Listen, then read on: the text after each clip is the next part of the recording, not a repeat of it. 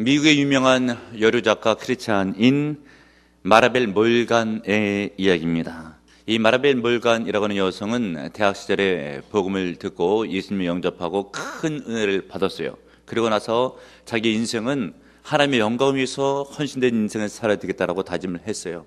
그런데 인생이 자기가 원하는 방향대로 진행되질 않았고요. 남편이 변호사였어요. 변호사를 만나 결혼했고 결혼 생활이 20년이 지나가는 동안에 자식 낳고 다른 사람들의 삶과 비교해보면 특별한 일이 아닌 그냥 평범한 인생으로 그냥 애 낳고 키우고 가정생활하고 또 가정 업무에 대한 스트레스를 받고 등등에 대한 일로 20년이라고 하는 본인이 생각했을 때는 허송세월을 보내게 되었습니다. 그런데 그 20년쯤 지나가는 시점 가운데서 그녀는 글 쓰는 재주가 있었어요. 근데 주로 자신은 신앙인이었고 또 여성에 관한 글을 쓰기를 원했는데 미국에 있어서 여성의 삶이라고 하는 주제를 쓰는 여류 작가 가운데서는 그분이 가장 최고의 작가예요. 베스트셀러 작가입니다. 돌이켜보건대 그녀는 생각을 한 거예요. 자기가 20년 동안 허송세월을 보냈다고 생각했지만 결국은 그것이 아니었다. 하나님께서 어떤 계획이 있으셨고 그 계획 가운데 나는 삶의 훈련을 받았고 그 가운데서 묻어놨던 은혜를 글로 기록하자 그 글이 세간에 많은 은혜를 끼치면서 그 책을 읽는 사람으로 하여금 예수 그리스도를 영접하여 즉 구원을 얻기도 하고 빛바랜 신앙생활을 했던 성도들 가운데서 그 책을 보고 심령이 뜨거워져서 다시금 교회를 찾고 하는 일들이 빈번히 일어나게 되었습니다. 이런 모든 것을 돌이켜볼 때 그녀는 고백하기를 자기의 인생은 과거 20년 결혼 생활은 허송세월이 아니었고 하나님의 은혜였고 나의 나된 것은 하나님의 역사였다라 라고 고백을 하고 있습니다. 여러분, 지나간 날들을 가만히 돌이켜보면 예수 믿는 사람들의 삶을 보세요. 다 하나님의 은혜인 줄로 믿으시길 바랍니다. 나의 나된 것은 하나님의 은혜인 줄로 믿으시길 바랍니다. 그리고 그 은혜가 임재하게 되면 하나님께서 그 사람을 높이 들어 쓰는 거예요. 인생이 바뀌는 거예요. 인생이 새로워지는 겁니다. 그러므로 여러분 은혜를 받으시는, 은혜를 사모하시는 여러분들 되시길 바랍니다. 오늘 성경 본문에 보게 되면 하나님의 은혜를 처음에서 바뀌어진 한 여성의 인생에 대한 글이 기록되고 있습니다. 그 여인의 이름은 룻이었고요, 모압 여인이었습니다. 저 멀리 이방 땅 모압에 있었던 여인의 관점으로 보게 되면 이스라엘이 이방인데 이스라엘 민족 가운데 베들레헴이라고 하는 장소에서 그 지역에서 이미 났던 나오미라고 하는 가정이 이 모압으로 들어왔습니다. 그러면서 그 나오미의 아들 가운데 차남인 기련이라고 하는 아들과 오늘 성경 본문에 주인공이었던 룻이 결혼식을 올리고 살림을 하고 있었어요. 그런데 결혼한 지 얼마 되지 않아서 남편이 세상을 떠나갔진 거예요.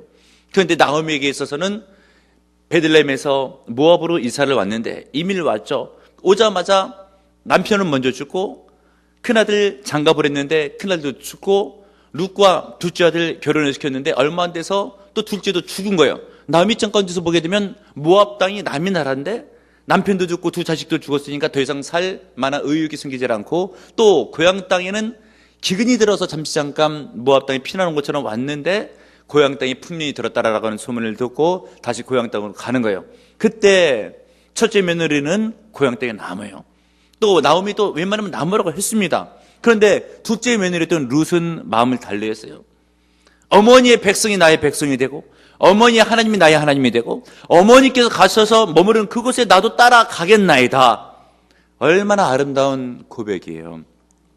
그렇지만 그렇게 고백을 했어도 이스라엘 민족은 이방 민족을 터부시하는 그런 전통과 관습이 있어요. 거기다가 모압은 정말 모압 사람들은 사람 취급도 안 합니다. 그러니 이 이방 여인, 모압 여인 룻이 이스라엘의 베들레헴에 들어가서 살려가면 끔찍한 거예요. 철학 맞은 것이죠. 거기다 남편도 없죠. 생기수단도 없죠. 또 시집왔던 시댁은 다 망했죠. 어떻게 먹고 살 거예요? 그런데도 불구하고 시어머니를 따라가지고 이스라엘로 베들레헴으로 도착하게 된 거예요.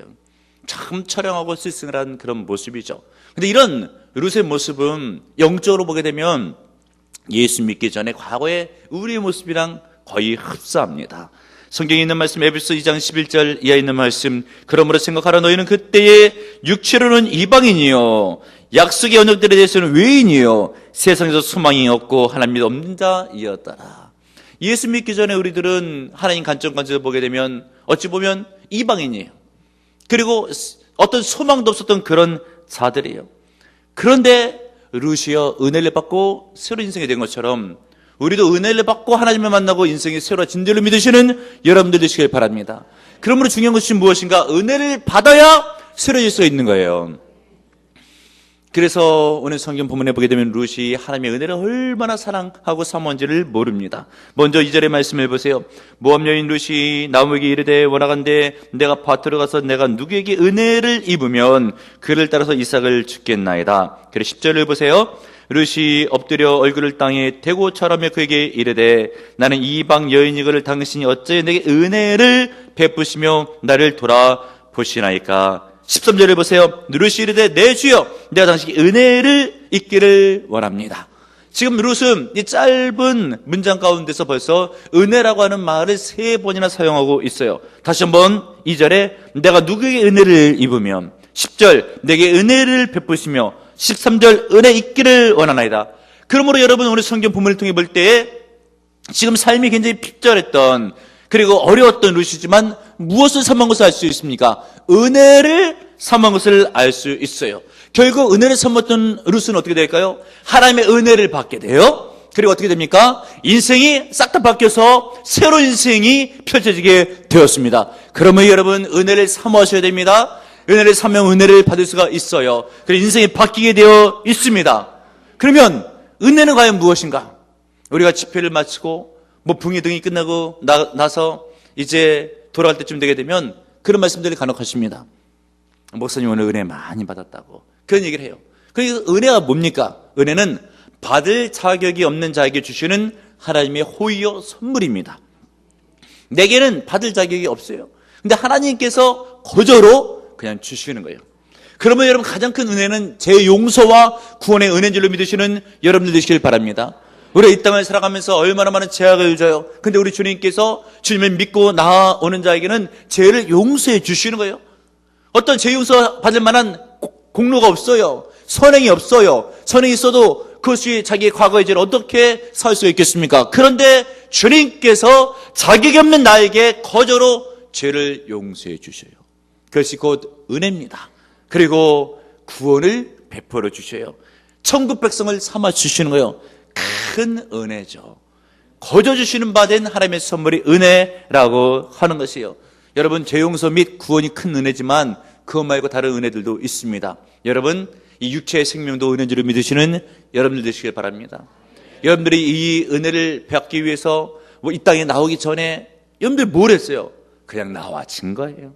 하나님께서 생명을 주시니까 생명을 갖게 된 것이죠. 이것이 곧 하나님의 은혜입니다. 건강도 마찬가지예요. 누구는 건강하지 않기 위해서 뭔가 이렇게 바라가는 사람이 있어서 다 건강을 원하죠. 원한다고 해서 다 건강해집니까? 그리고 여러분 건강 무슨 크게 돈을 10억 20억 두고 건강을 얻습니까? 건강이 하나님의 은혜예요. 그냥 하나님께서 주시는 겁니다. 달란트는 그렇지 않아요. 누구는 태어나면서 노래를 잘하고 누구는 그림을 잘 그릴 수 있는 소질이 있고 재능과 달란트가 있어요. 이것도 하나님께서 거저 주신 바 된 은혜예요. 이런 은혜를 누가 사모했대요? 오늘 성경 본문에 있는 룻이 사모를 한 거예요. 왜요? 자기 신과 자기 자격으로는 인생을 살아갈 수가 없어요. 가정 다 망했죠. 재산 없죠. 먹고 살릴 까마득하죠. 생길 수는 없어요. 그래서 룻이 오직 살아갈 수 있는 일은 하나님의 은혜가 임재했을 때 그 은혜로 가정이 회복되어야 돼요. 먹고 사는 일이 회복이 되어야 되는 것이에요. 생길 수단이 회복이 되어야 되는 것이에요. 이런 은혜를 룻이 사모했다라고 한 것이죠. 결국은 하나님께서 은혜를 부어주심으로 가정의 모든 문제가 해결되고 생계 문제가 해결되고 인생이 완전히 회복되게 되어 있습니다. 깨닫는 여러분들 되시길 바랍니다. 그래서 우리는 은혜를 사모하고 은혜를 받아야 돼요. 그럼 이 거저 주신 하나님의 은혜지만 약간의 조건들은 있어요.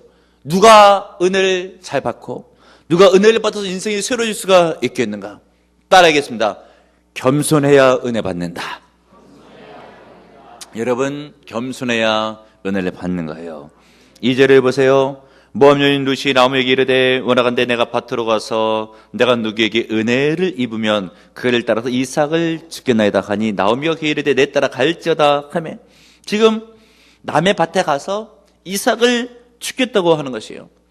유대인에게 간수법 가운데 동정법이 있어요. 유대인들은 밭이나 논에 어떤 수확물을 거둘 때에는 다 베질 않습니다. 한쪽에 좀 남겨둬요. 그래서 나그네, 가부, 고아, 승기투손이 어려운 사람들로 하여금 그 이삭을 죽게 하는 것이에요. 그걸 통해서 그들도 먹고 살려고 하는 동정법이 있죠. 그런데 만약에 그런 밭에 가서 뭔가 죽게 되면 저 사람은 먹고 살기 힘든 사람이구나 라고 남들이 다 추측하고 다 알고 있습니다. 거기다가 지금 룻은 이방, 그것도 욕먹는 나라 모압에서 왔거든요. 남의 밭에 들어가서 이삭을 주려고 했을 때 누가 손가락질을 하든 안 하든 얼마나 마음속에 큰 부담이 들고, 남의 밭에 가서 이삭을 줍는 것이 얼마나 여성 입장 가운데서 난감한 일이 되겠습니까? 그래도 시어머니에게 이삭을 주스러 가겠습니다 라고 이야기를 하고 시어머니에게 먹을 것을 준비해 주려고 남의 밭에 나아가는 거예요. 얼마나 겸손한 심령입니까? 이런 겸손한 심령이 있을 때 하나님께서 그것을 보십니다. 마음의 중심을 보세요. 하나님께서 위로를 주시고 은혜를 주시고 복을 주시는 거예요. 오늘 성경 본문에 있었던 이 룻, 겸손한 심령으로 이삭을 주스러 나갔어요.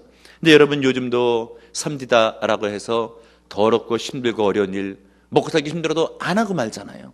차라리 배를 굶고 말지. 그런데 오늘 성경 본문에 있었던 룻은 힘들고 어렵고 추한 일이지만 남의 밭에 가서 이삭을 줍는 거예요. 하루 종일 이삭을 줍으려고 허리를 굽히면 허리 끊어질 듯 아프죠. 그리고 여성으로서 창피하죠. 자칫 손가락질 당할 수도 있죠. 그런 입장 가운데서 겸손한 심령으로 이삭을 줍는데 그 밭에 동네 유력자인 보아스가 나타났어요. 밭의 주인인 것이요. 그를 보자마자 엎드려서 큰 절을 올립니다. 이것을 볼 때에 정말 겸손한 여성이었다라는 것을 알 수 있는 거예요.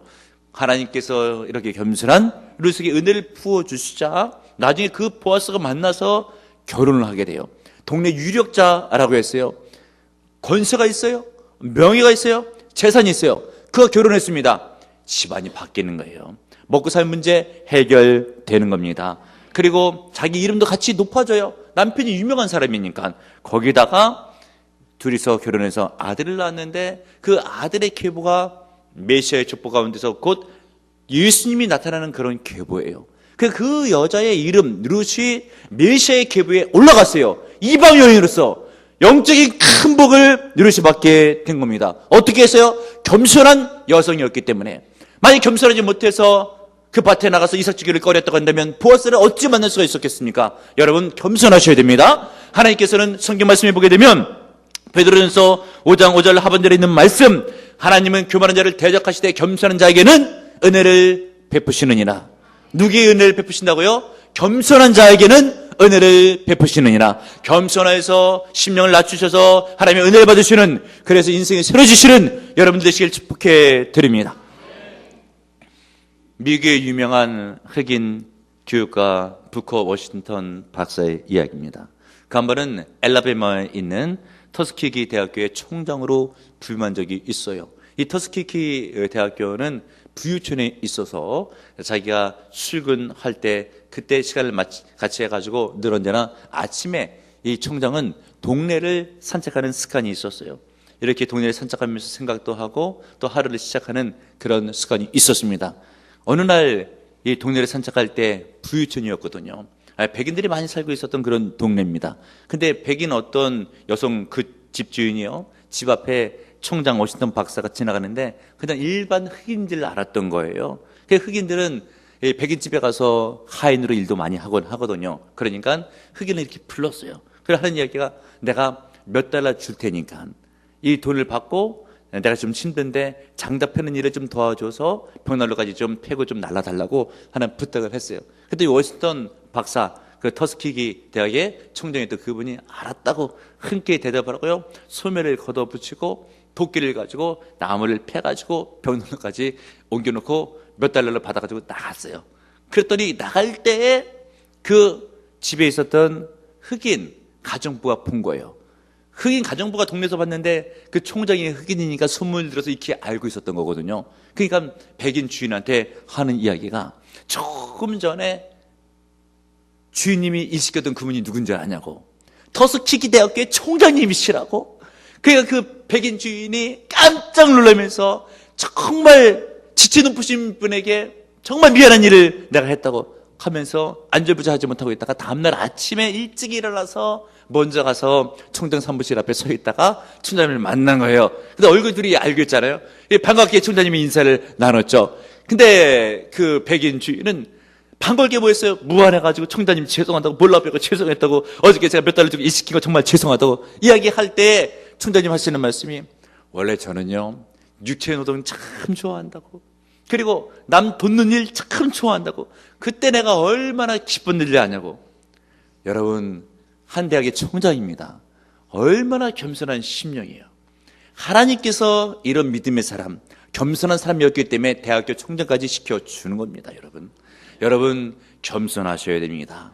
하나님께서 다 알고 계셔요. 보고 계십니다. 그러다가 겸손한 걸 발견되면 주님께서 은혜를 부어주시는 거예요. 그러면 인생이 바뀝니다. 그런데 여러분 겸손이 주로 어느 때 우리가 나타나야 되는가?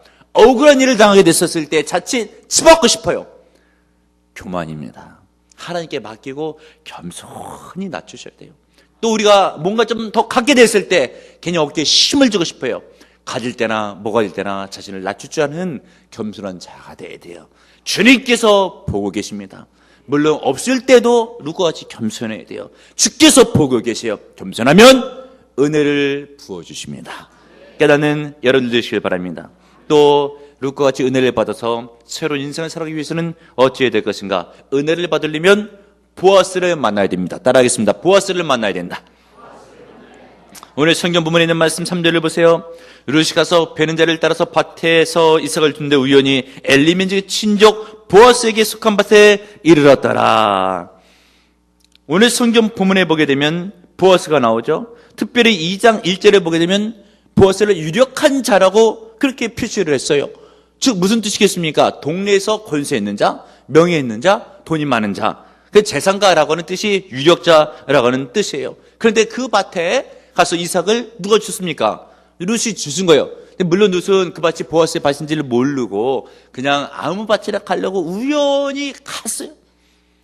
이삭을 주시려고. 그런데 그 밭이 친족이었던 보아스의 밭이었는데 여러분 유대인들의 관습법에 의하면 어느 친족 가운데 한 집이 망하게 됐을 때 가까운 친척이 그 집안을 돌보는 관습이 있습니다. 그런데 이 보아스의 집안이 그 친족 가운데 한 집이었어요. 근데 이런 사실을 모르고 그냥 이삭을 주스러 갔는데 우연히 나갔는데 보니까 그 밭이 보아스의 밭인 겁니다. 그래서 2장 3절 중반에 보면 우연히라고 하는 단어가 있죠. 그걸 눈여겨보셔야 됩니다. 그리고 나서 때마침 4절에 보십시오. 마침이라고 하는 단어가 있죠. 영어 성경에는 just then, 바로 그때라고 하는 뜻이죠. 바로 그때 어떤 일이 있었어요? 우연히 밭의 주인인 보아스가 자기 밭에 나가고 싶어서 나갔더니 거기 룻이 와 있는 거예요. 둘이 만나는 정말 드라마틱한 그런 장면이에요. 이거 영화나 드라마로 그리면 굉장히 멋진 장면이 연출되죠. 룻이 아무 생각 없이 우연히 어느 밭에 갔는데 보아스의 밭이었어요. 보아스도 아무 생각 없이 괜히 오늘따라 밭에 나가고 싶었는데 그 밭에 나갔더니 룻이 와서 이삭을 줍고 있었다라고 하면서 둘이 만나게 된 장면입니다. 나중에 두 분이 결혼식을 올려요. 근데 여러분 이미 결혼하신 분들 아시겠지만 누구는 뭐 마음을 먹고 신랑 된 사람을 어떻게 생긴 사람을 만나고자 해서 딱 만났습니까? 우연히 어느 날 가보니까 100마를 탄 남자 같은 사람이 딱 나타났잖아요. 물론 지금은 뭐 왼수 같을 수는 있지만 그때는 100마를 탄 남자 같은 사람이 딱 나타났어요. 남편 입장도 마찬가지죠. 어느 날 보니까 천사 같은 그녀가 나타났어요. 물론 뭐 지금은 바가지 긁는 아줌마일 수도 있지만 그때는 천사 같은 그녀가 딱 나타난 거예요. 우연이죠 뭐. 그런데 여러분 이 우연이 두 번 겹치면 하나님의 피를 이름을 믿으시는 여러분들 되시길 바랍니다. 저도 우연히 집사를 만났고 집사도 우연히 저를 만났지만 하나님은 계획하셨어요. 하나님의 피를 흘린 것이에요. 룻은 우연히 보아스의 밭에 나갔고 보아스도 우연히 자기 밭에 나갔지만 하나님께서 계획을 하셨던 것이에요. 하나님의 피를 흘립니다. 인간의 우연히 두 번 만나면 하나님의 피를 있는 줄을 믿으시는 여러분들 되시길 바랍니다. 그런데 룻은 성경에서 성도를 상징하고요, 보아스는 성경에서 예수님을 상징하는 거예요. 그러니까 성도가 예수님을 만나서 은혜를 받는 장면이라고 우리가 해석을 덮일 수가 있는 거죠. 여러분, 성도들 어떻게 해서 예수를 믿게 됩니까? 처음에 우연히 친구의 전도를 따라 그냥 교회 나가는 거예요. 친한 친구가 부탁을 했으니까 친구 부탁을 들어주려고 그냥 나온 겁니다. 예수님을 만날 만한 생각도 없었고 은혜를 받을 만한 계획도 없었어요. 그런데 나오고 보니까 대단한 거거든요. 어제도 러브 파티를 했잖아요. 예상 밖의 은혜와 감동을 받다고 했던 분들이 굉장히 많이 있어요. 처음에 그냥 온 거예요, 우연히. 근데 하나님께서 계획을 하셨어요. 왜요? 은혜를 주시려고. 그때 누구를 만납니까? 예수님을 만나는 거예요. 오늘 성경 본문에서 룻이 보아스를 만나는 것은 성도들이 예수님을 만나서 인생이 새로워지게 되는 그런 비의 말씀으로 받으시는 여러분들 되시길 바랍니다. 여러분, 룻이 보아스를 만나서 인생이 새로워졌잖아요. 성도가 예수님을 만나면 인생이 새로워지는 겁니다. 믿으시는 여러분들 되시길 바랍니다.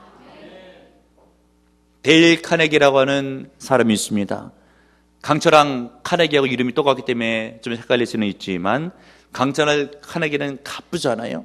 데일 카네기도 못지않은 유명세를 타고 있는 사람이에요. 저술가로서 활동했던 분이시고요, 100권 이상의 아주 무게 있는 책들을 냈던 그런 분이셔요. 근데 이 데일 카네기는 어렸을 때에 부친이 일찍 세상을 떠났기 때문에 홀 어머니 밑에서 가난한 집에서 그렇게 살게 되었어요. 얼마나 가난했는가?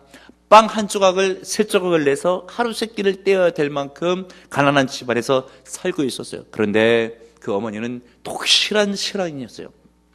카네기에게 밤마다 말해주면서 기도를 해줘요.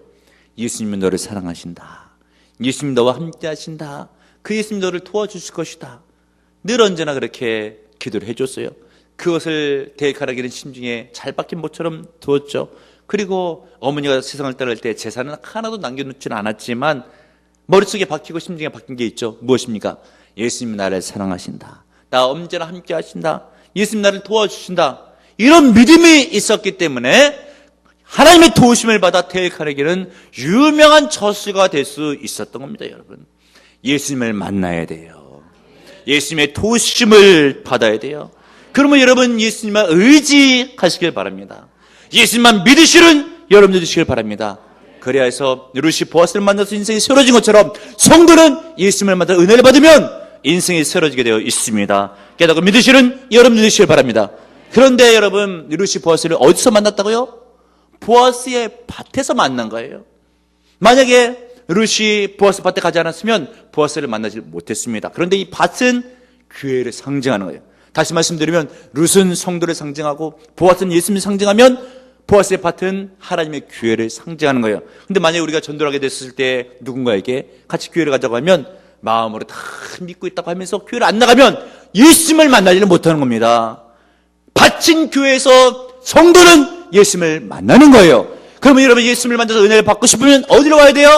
하나님의 교회를 찾아 나와서 예배를 드리고 기도를 하고 말씀을 듣고 은혜를 받아야 돼요. 그러면 예수님을 만나는 거예요. 교회를 찾아 나와서 예수님을 만나 은혜를 받아 인생이 새로워지는 여러분들 되시길 바랍니다. 우리 주님께서 주의 종을 통해서 말씀하시는 거예요. 수고하고 무거운 인생의 짐을 진 자들 다 내게로 와라. 내가 너를 편히 쉬게 하리라. 가정의 문제를 짐을 진 자들아 다 내게로 오라. 내가 내 짐을 대신 지며 내 문제를 해결시켜 주리라. 너는 어떤 인생의 짐을 지고 왔느냐? 내가 너를 편히 쉬게 하리라. 주님의 말씀을 듣고 은혜를 받는 거예요. 인생이 새로워지게 되어 있습니다. 또 한 가지, 룻처럼 은혜를 받아 인생이 새로워지기 위해서는 어찌해야 될 것인가? 서로 사랑하며 섬겨야 됩니다. 따라하겠습니다. 서로 사랑하며 섬겨야 된다. 우리 성경 본문에 있었던 룻이요, 며느리잖아요. 근데 이 며느리하고 시어머니 관계는 우리나라뿐만 아니라 이 고부간의 갈등은 아주 유명하잖아요. 그런데 이 집안 좋지 못해요. 뭐 돈 많고 잘 나가는 집안은 좀 분위기가 괜찮아요. 없는 집안일수록 분위기가 삭막해요. 그런데 룻은 그렇진 않았어요. 집이 너무 힘들고 어려울 때 다 망한 집안인데도 불구하고 시어머니를 먹여 살리려고 남의 집 갔다 가서 이삭을 줘요. 그 사랑이 얼마나 고결하고 섬김이 얼마나 대단합니까? 그런데 여러분, 나오미도 마찬가지예요. 시어머니 입장 가운데서 며느리 밀 수가 있어요? 자기 키우는 자식 결혼시켜놨더니 결혼하자마자 죽은 거예요. 드는 생각에 며느리 때문이다 라고 했는데 그렇지 않고 룻기 성경 지나서 4장 15절쯤 보게 되면 7 아들보다 귀한 내 며느리. 지금 나중에 잘 돼가지고 동네 여인들이 나오미를 칭찬하면서 노래를 불러주는데 그 노래 가사를 보게 되면 나오미가 충분히 며느리에 대해서 어떻게 생각하는지를 알고 있죠. 아들보다 더 귀하게, 7 아들보다 며느리를 귀하게 생각했던 나오미라는 것을 알 수가 있습니다. 말씀드린 것처럼 며느리 시어머니 관계가 사이가 나쁠 수가 있고, 특별히 집안 문제가 있을 때 더 안 좋을 수가 있고, 거기다 자식이 죽게 되면 더 안 좋을 수가 있는 거예요. 룻의 입장 가운데서 보게 되면 결혼하자마자 남편이 죽었어요. 그러니까 어떤 생각이 들겠습니까? 재수 없는 집안의 아들을 데리고 와가지고 내 인생 망했다, 이러면서 시어머니를 미워할 수가 있는 거예요. 시어머니 입장 가운데서 결혼시켜놨더니 이제 아들이 세상을 일찍 떠나 죽었다. 그러면 뭐라 그러겠습니까? 저 X는 서방 잡아먹는 X다. 그럴 수가 있는 거잖아요. 그런데 둘은 그렇지 않고 서로 사랑하면서 섬기게 되었죠. 이것을 누가 봅니까? 하나님께서 다 보고 계신 거예요.